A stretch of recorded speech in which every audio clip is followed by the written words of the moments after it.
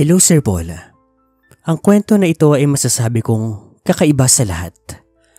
Pero ganun pa man, sana'y magustuhan ninyo. Sana kapulutan nyo ng kung anumang interes dahil ako na mismo ang nagsasabi sa inyo. Fuck up talaga ang kwento na ito. 2003, Los Baños, Laguna. Kaming tatlo ng kaibigan kong sina Jomar, pati si Aris, ay nagpunta sa isang pestahan. Siya nga pala bago ko po malimutan, ako po pala si Kokoy. Noong mga time na to ay high school pa lamang kami. Walang pasok, ganito rin ang panahon, mainit dahil summer. Sa totoo niyan, hindi naman talaga kami imbitado sa kung anumang pestahan doon. Wala naman kaming kakilala sa baryo na iyon doon sa may Los Baños. Pero kaming tatlo, naghahanap lang ng magagawa noon.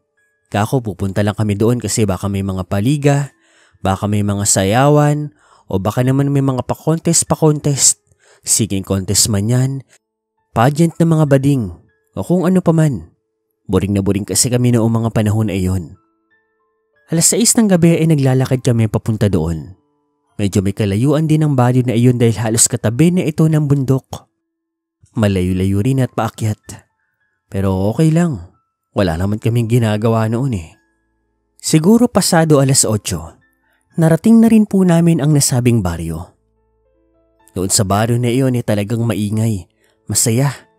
Marami nagiinuman, marami nagkakasiyahan at kung ano-ano pa. At tama ang hinala namin. Merong ligang nagaganap at pagkatapos daw noon, may beauty pageant ng mga bading. Eh di kaming tatlo dahil mga basketball player tuwang-tuwa. Ang ganda kasi ng laban. Finals na. Dikdikan ang laban. Ni-enjoy nga namin ang laban. Sulit na sulit ka ako ang punta namin. Matapos noon, nagsimula na rin po ang pageant ng mga bading.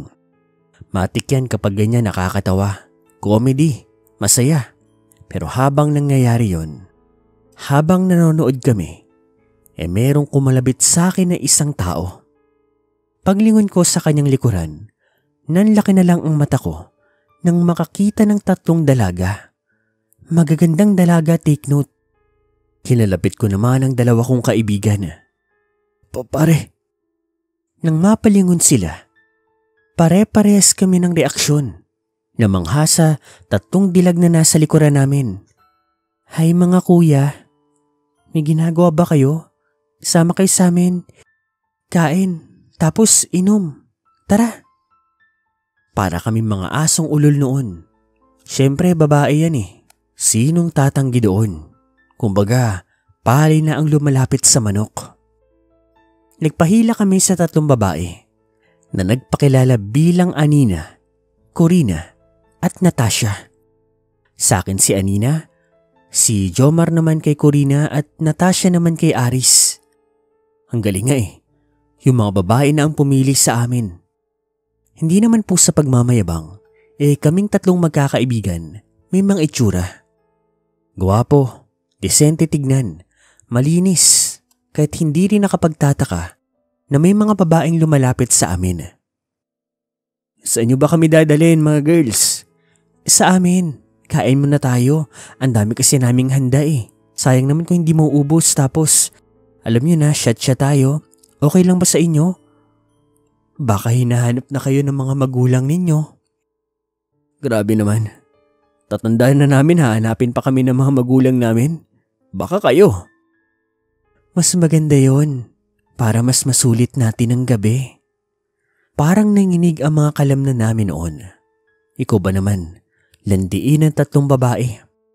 Dinala nila kami sa labas ng baryong iyon. Medyo malayo-layo pero sakop pa rin naman daw ang lugar nila ng baryong iyon. Wala lang kabahay-bahay doon. Pero may poste pa naman ng mga ilaw. Simentado pa rin naman yung daan na dinadaanan namin. Hanggang sa maya-maya, isang bahay sa gilid ng kalsada ang nahintuan namin. At sa labas noon, may mga nag-iinumang kalalakihan, mga tatay, mga lolo, mga nanay. At sa pagdating naming 6 doon, isinalubong nilang lahat kami. Oh, may mga bisita pala kayo. Opo. Sina Kokoy, Jomar tsaka sila Aris po, mga kaibigan po namin. Ganun ba?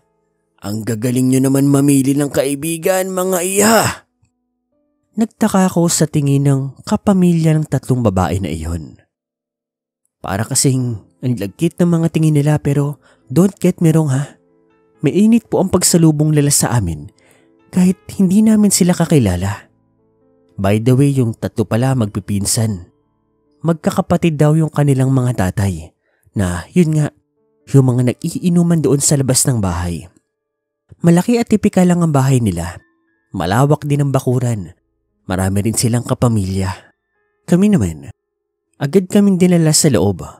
Ang daming handa, ang daming pagkain. Ang sasarap nga ng mga kain namin eh.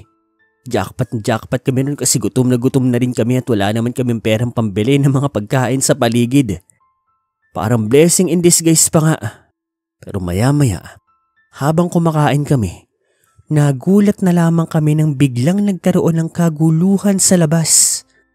Kasunod doon, may narinig kaming malakas na bumagsak, isang pagsabog.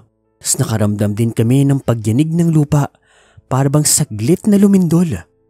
Kahit may laman pa na pagkain ng bibig namin noon, tumayo kami at sumilip sa labas at laking gulat na lamang namin dahil doon sa bakuran ng pamilyang iyon, nakakita kami ng isang malaking hukay. Yung para bang may nalaglag na malaking bagay at nandoon na ng isang iglap. May usok-usok pa nga, may nagtalsika ng mga lupa. Humukay po ito ng malalim, siguro mga 4 o 5 metro. Tapos sa ilalim, may isang malaking bilog. Yung sukat po ng bilog siguro 2 metro ang diametro. Tapos, nagliliwanag ito. Siguro pare-pares tayo ng iniisip. Mukhang UFO yung nalaglag. Lahat kami ay napatingin doon sa bilog. Pinalibutan namin ito at lahat kami ay hindi makapagsalita. Maya-maya, umilaw ito ng matingkad, kulay puti. Tapos, bigla kaming nakaramdam ng kakaibang init. Tapos, isang nakakasilaw na liwanag naman ang nagmula sa itaas. Napatingin kami sa ibabaw. Pagkita namin, may parang isang invisible na bagay ang gumagalaw. Mahalata mo ito. Makikita mo. Tapos yung ilaw, nakatuon doon sa bilog sa ilalim. Ang kinagulat pa namin, yung bilog na nalaglag na nandoon sa ilalim ng hukay, dahan-dahang lumulutang, parang magic. Talagang nakakaloko. Umangat ito nung umangat sa kalangitan. Kami naman ay napaatras. At hindi nagtagal, naging invisible din po na bagay yung bilog. Lahat kami ay nakangangalang, natatakot, kinakabahan at the same time namamangha. Hanggang sa maya-maya, yung mainit na nararamdaman namin na makapal sa hangin, unti-unti na pong nawawala. Hanggang sa magulat na lamang kami nang biglang umula ng mga barya, baryang ginto. Nag-agawan nga kaming lahat. Napakarami ng gintong barya. Pagkatapos noon ay nakarinig kami ng parang eroplanong dumaan sa ibabaw namin. Halos mabingi nga rin kami at magkatumbahan sa lakas ng hangin. Pero wala na kaming pakialam doon. Inuna namin pakialaman yung mga baryang nagkalat at pinag-aagawan namin. Kaming tatlong magkakaibigan, pagkakuha ng mga barya ay karipas ng takbo. Iniwan na namin yung mga babaeng makikiri. Hindi na namin tinapos pa ang pagkain kasi baka mamaya kunin pa ng pamilyang yon ang ginto na nakuha namin. Kinabukasan po noon pinagramo namin ang mga gintong nakuha namin. Kanya-kanya. At hindi ko nasasabihin kung magkano ang nakuha namin noon. Basta napakalaking halaga. Hindi namin alam kung ano ba ang nangyari. Nanaginip lang ba kami noon o ano? Basta, nangyari na ang nangyari. Akala niyo siguro aswangan na kwento to, no? Engkanto, barangan, kulam, o kaya naman iyang gawan. Nagkakamali kayo. Kagaya ng sabi ko, fuck up talaga ang kwento na ito. Sino mag-aakalang makakakita kami ng UFO? Sayang nga lang, hindi namin nakita yung alien sa loob noon.